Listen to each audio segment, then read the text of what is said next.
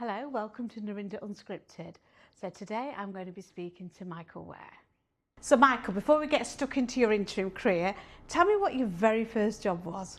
My very first job was as a financial accountant at Britvic Soft Drinks. Ah, so did you always want to go into finance then? I didn't really know what I wanted to do when I was growing up. My father was an engineer. He wanted both me and my brother to be an engineer, and all that me and my brother knew was we didn't want to be an engineer. Right, of course.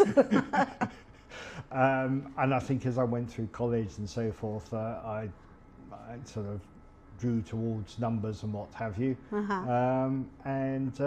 So that's kind of what I wanted to do. Brilliant. So, okay, that's great. I'm always very interested in what people's first jobs are, because I feel that starts creating your golden thread throughout your career, which obviously we're going to talk a bit more about.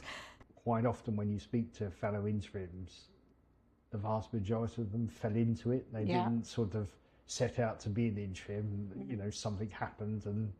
Yeah.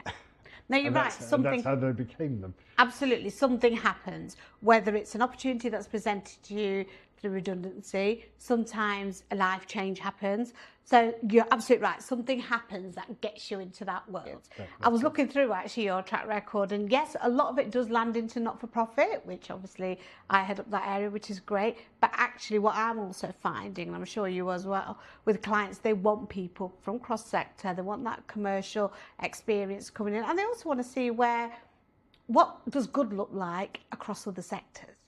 Well, I think that's absolutely right. I mean, I always sort of say that my interim career is from aviation to a zoo, the A to Z of accounting. And I think first of all, there's not many people that worked in the zoo, but the second thing is that those two businesses alone are vastly different. Yeah, and clients will call me and they don't actually know what they don't know. But also, and I say this to every interim as well, they're looking at you for the answers, and I know you don't know them yet and you haven't got a clue what's waiting for you, but they are looking at you for the answers because you're the expert that's going in. And I think with your experience of having 13 assignments through us, doing lots of different types of projects, that helped. I would guess not very often you go into an organisation and you don't know what the problems are within a week. Absolutely. I mean, I think in an interim assignment, I look at the ones I've done so far, you often sit down with the CEO or the decision maker at the end of the first week, end of the second at the absolute latest, and you'll be giving your initial view. Yeah. You'll be saying, this is what I think the problem is, this is what I think the issues are, this is how long I think it'll take to solve. Yeah. Yeah. Tell me, what would be your top 3 tips for somebody who wanted to come into interim management? Well, I think the first thing that they've got to bear in mind is